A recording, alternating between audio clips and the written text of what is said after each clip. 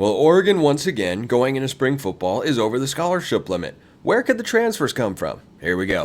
You are Locked On Ducks, your daily podcast on the Oregon Ducks, part of the Locked On Podcast Network, your team every day.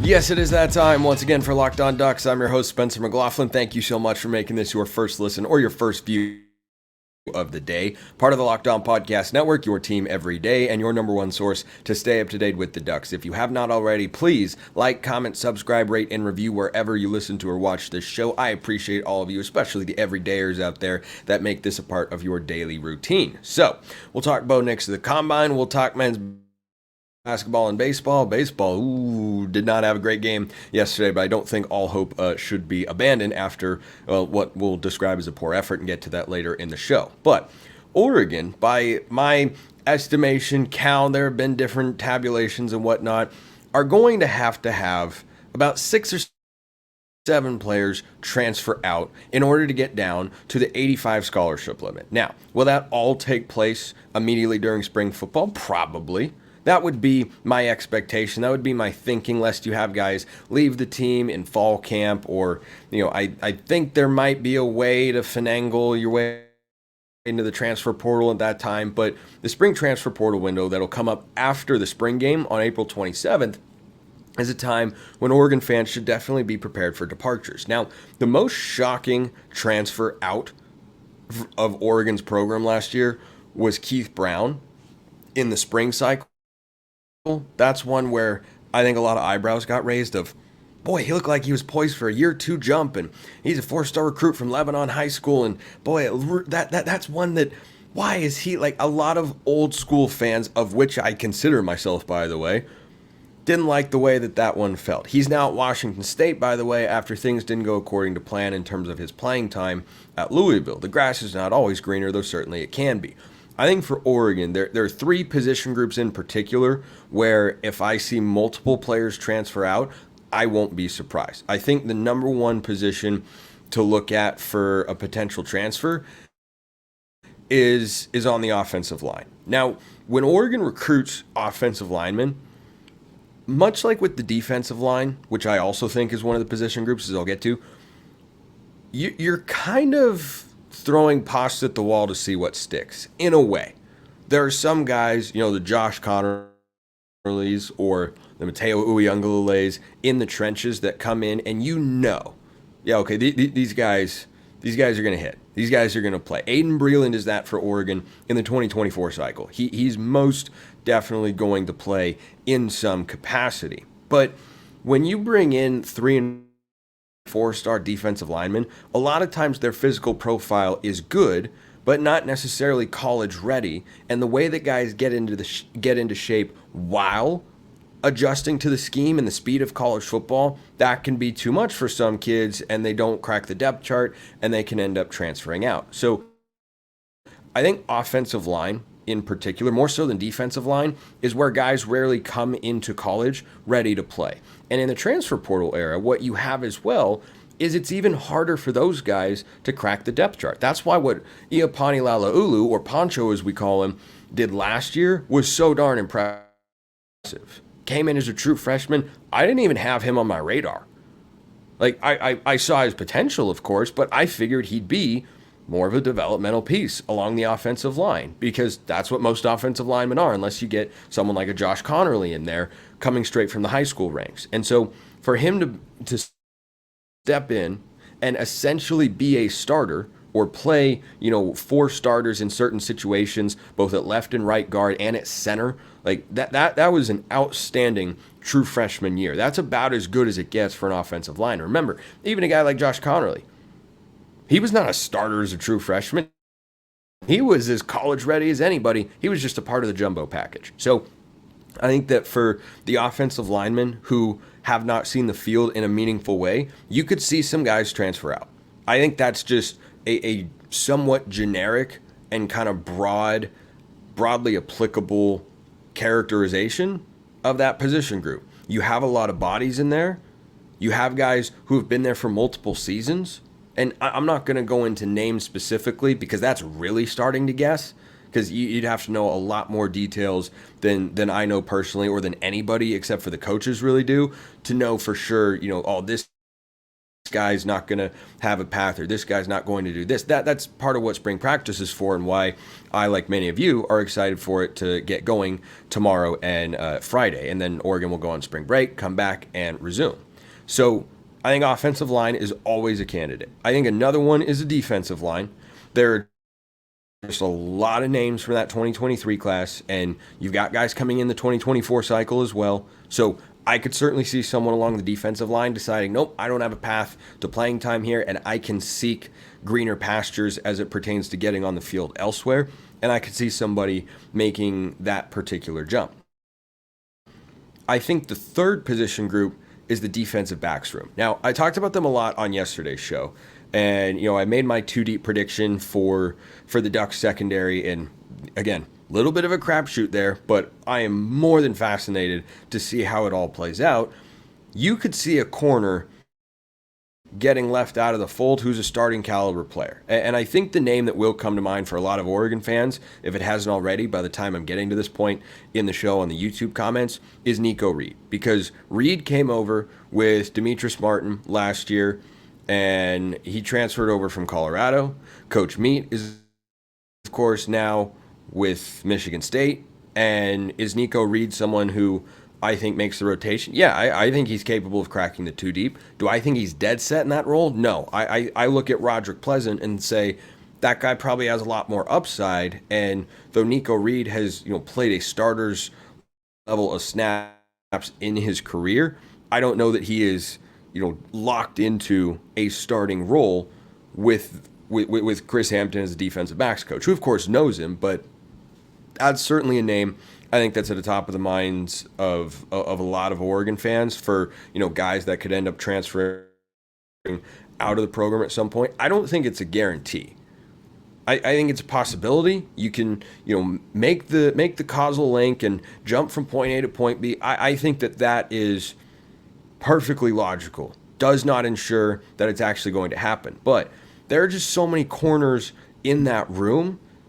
Like someone's getting left out, whether it's a young player. And by the way, don't rule out entirely the true freshman aspect. Look at the receiver room last year. It was very top heavy with, not a lot of young guys getting a ton of reps and such. And that might be the case again this season. And Ashton Cozart transferred out. He didn't have a full season at Oregon. He transferred out before the bowl game and went to SMU. He went back closer to home, which, obviously is his prerogative, especially in the transfer portal era. But I don't think he gave it, the full go at Oregon. But he clearly saw something about maybe the receivers they had coming in, or the guys they were going to recruit, or the guys currently on the roster, that led him to believe, yeah, okay, I don't see a path to playing time here. Maybe one of the incoming freshmen sees that as well. I think that's a little bit more of a unique situation. You don't see it a ton, but certainly it's happened, right? Think Kingsley Suamatia, who was one of the top recruits, maybe the top recruit in that 2021 class that up until this year was the best in Oregon history, and he didn't even start playing, and then he transferred in the middle of the year to BYU. So I'd look for those spots, defensive and offensive line, and then the defensive back room as well. Maybe a receiver transfers out. I don't have that as high on my list of, okay, here's a position group that could see somebody depart. But I think that turnover is to be expected. It's going to happen somewhere. It's just a matter of who and how, if at all, that impacts Oregon in a material way for the 2024 season. As always, curious as to your thoughts. Let me know in the YouTube comments below, or hit me up on X, formerly known as Twitter, at @SMcLaughlinCFB or at LockedOnDucks. DMs and mentions wide open. Those are great ways to get into the mailbag as well, where several of you have indeed gone, which means we got ourselves questions to answer, and one of them about transfers specifically. First, though, we're going to talk about eBay Motors. Passion, drive, and patience. What brings home the winning trophy is also what keeps your ride or die alive. eBay Motors has everything you need to maintain your vehicle and level it up to peak performance. From superchargers, roof racks, exhaust kits, LED headlights, and more. Whether you're into speed, or style, eBay Motors has got you covered. With over 122 million parts for your number one ride or die, you'll always find exactly what you're looking for. And with eBay Guaranteed Fit, your part is guaranteed to fit your ride every time or your money back. Because with eBay Motors, you're burning rubber, not cash. With all the parts you need at the prices you want, it's easy to turn your car into the MVP and bring home that win. Keep your ride or die alive at ebaymotors.com. eBay Guaranteed Fit, only available to U.S. customers. Eligible items only. Exclusions apply. So, mailbag question number 1. And by the way, I mentioned how you can get in mailbag. If you want priority access, go join the flock over at Subtext, link in the description below, wherever you listen to or watch this show. Plus, you can chat with me one-on-one and all sorts of other perks. Question came in from Dawson Turner. What former Duck that has transferred out of Oregon are you most excited to watch? This can be a couple years back, too. This is a very easy question for me. The answer is Ty Thompson. The answer is so far and away Ty Thompson. I think Dante Dowdell at Nebraska could have a good career. I think his potential is immense. Highly recruited guy coming out of the state of Mississippi. Was 4th on the depth chart last year. Probably would have been 4th again. That's where I think Jay Harris probably slides in, the Northwest Missouri State transfer from the Division II ranks, where he was an All-American. But the answer to this question, and I am interested and rooting for Ty Thompson. I'm interested to see him, and I want him to succeed. He's gone down to Tulane. They have a new head coach there. Willie Fritz left to be the head coach at Houston in the Big 12. Insert John Sumrall, who comes over from Troy in the Sun Belt, where he was very successful. And Tulane has done a really good job of adding talent this year. Perhaps most notably, a name that Oregon fans will recognize is Mario Williams, the former Oklahoma and USC receiver. He followed Lincoln Riley. It didn't go as he was hoping, and he goes to Tulane. They are probably the conference favorites in the American in 2024, and a team that, wait for it, can absolutely show up in the playoff. Remember what we have in the 12-team era. The move was officially made thanks to Washington State President Kirk Schultz and everybody else as well, but he finally gave the unanimous support that was needed to approve a 5+7 model. You've got the 5 highest ranked conference champions and 7 at-large spots.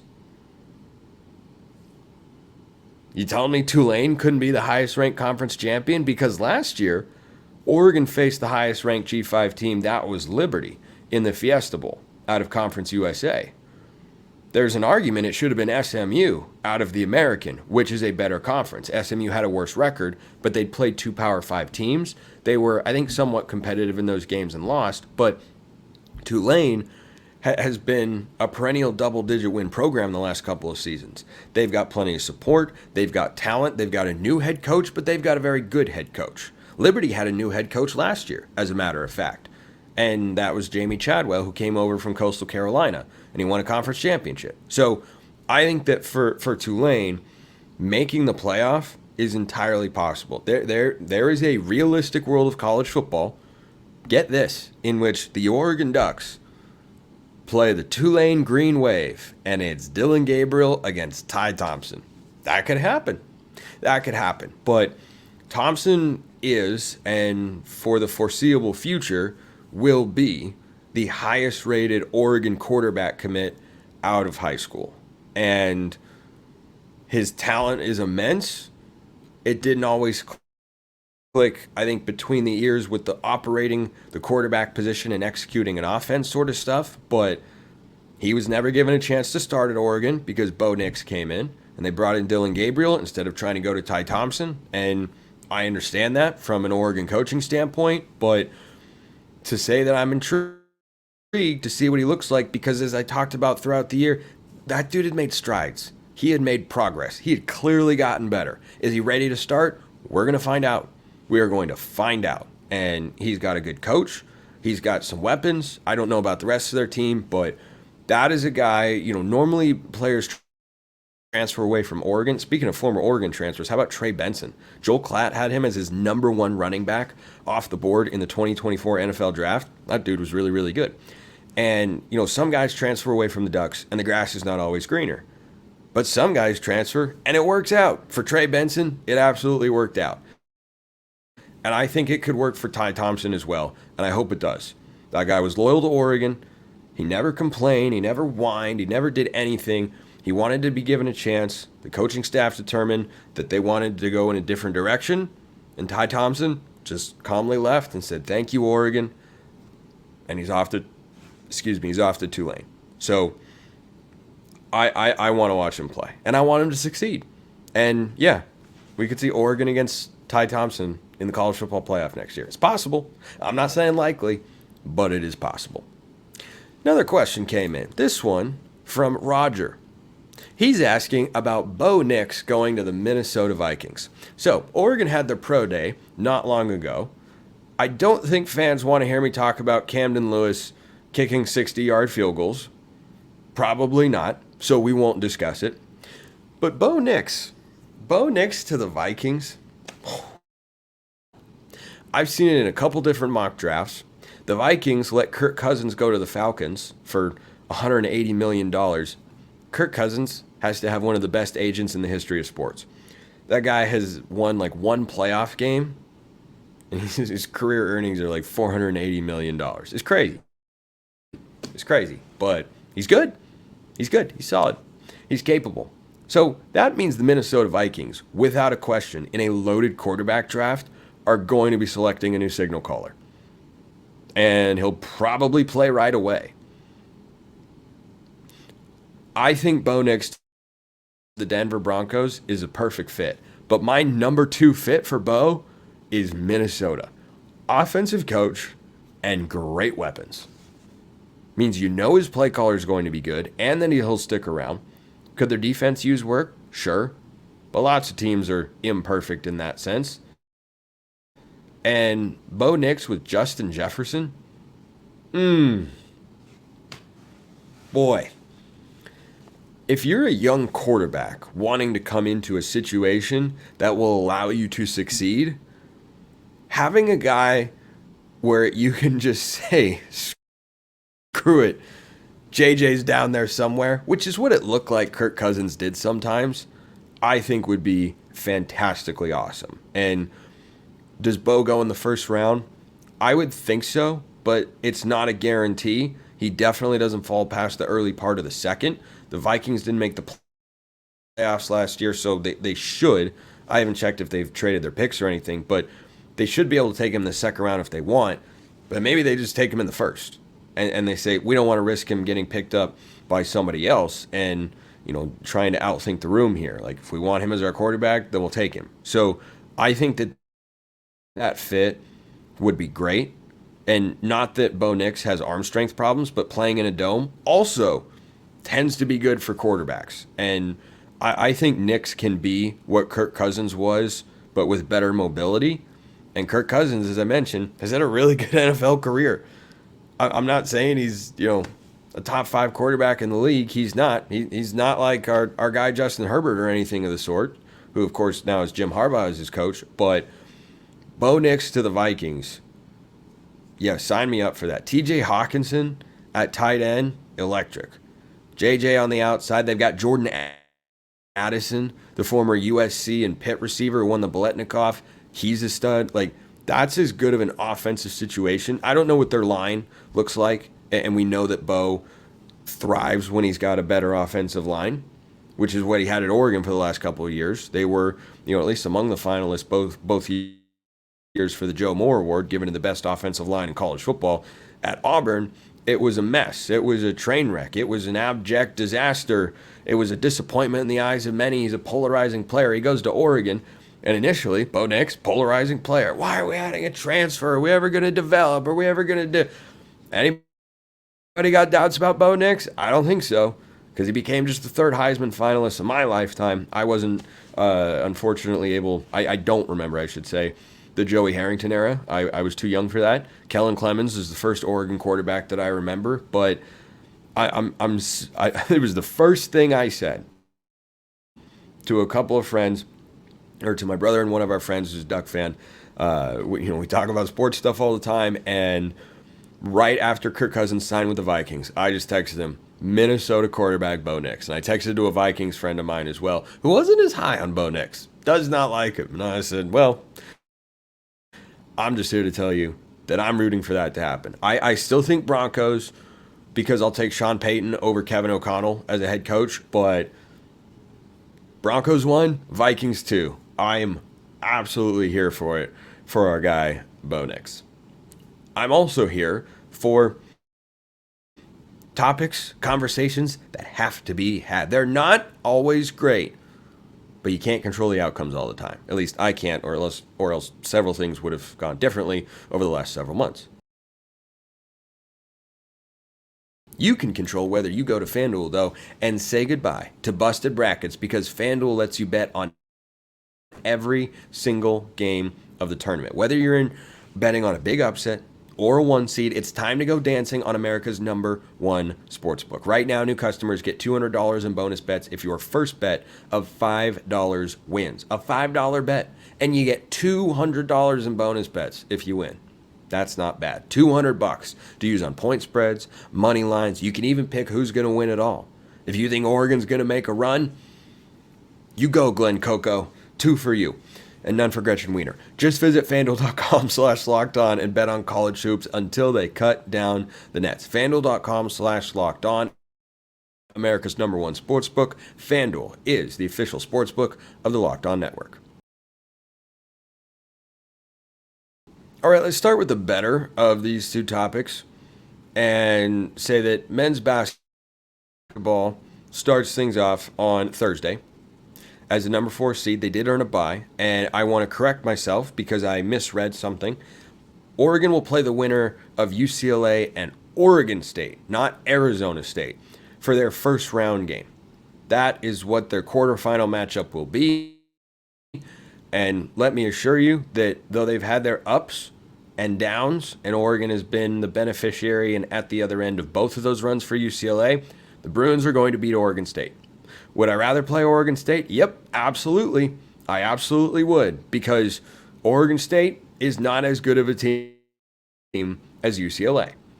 But UCLA will win the game. So that's who Oregon will have to beat in the first round matchup. In the second round, they'll have to take down Arizona. Unless Arizona loses to the winner of USC-Washington, which will probably be USC. And if the Trojans, again, root for the Trojans in that spot, because Oregon does not want to play Arizona. Ducks weren't able to beat them at home. They have not been able to stop Caleb Love. They have not. And look, they've had their defensive deficiencies all season long, which is strange for a Dana Altman team. And I think part of it is you got a true freshman point guard in Jackson Shellstad, who is very active defensively, but does have a propensity to get beat off the dribble. And, you know, he was outstanding last week, Pac-12 Freshman of the Week. He had 17.5 points per game in the 2 matchups, 1 win and 1 loss against Utah and Colorado. But, you know, Oregon's 3 games away, 3 wins away from the NCAA Tournament. Am I expecting it? No. But is it a possibility? Yeah. Yeah, it is. You can't ever rule it out. I've seen Dana Altman teams do this before, though this new era post-COVID has certainly felt different. And these teams have come up short consistently. And Folly Dante's playing great, and he's healthy. Shellstad's got momentum, and it's not as if there isn't talent on this team. And so it could happen.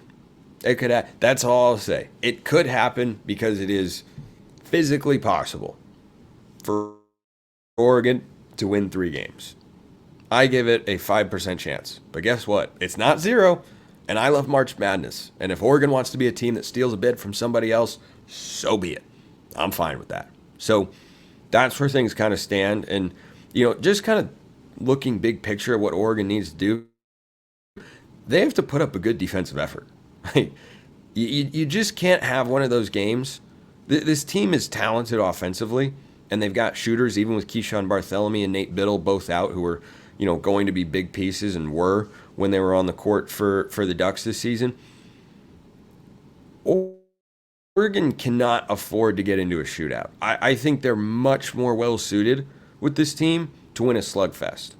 And you saw that against Utah, right? Found a way to win 66-65. Did not hit a field goal over the final, I think it was 3 minutes and 45 seconds. Oregon has found a way to win those games a lot more than, track meets where they have to put up 75 to 80 points. I just don't think a team that, relies so heavily on a non-shooting big man in N'Faly Dante for points that they can afford to go up and down and, try to have a game where they hit, 8 to 12 threes or something like that. I think the sweet spot for the Ducks is winning the game like 68 to, 64. Hold a team under 65 are usually going to win, but, I'll take like a 72-68. That sort of score, I think, is what best suits Oregon. That sort of pace, that sort of scoring rhythm, I think that sets up for them very, very well. But, we'll see who their opponent ends up being on Thursday, and hopefully they can make it exciting, make it interesting.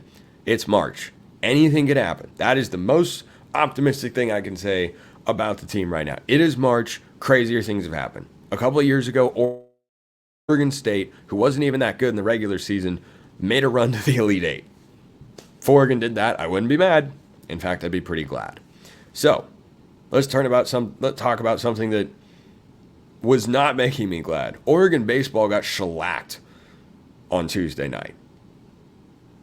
Not beaten, not they lost. No, they just got their butts kicked.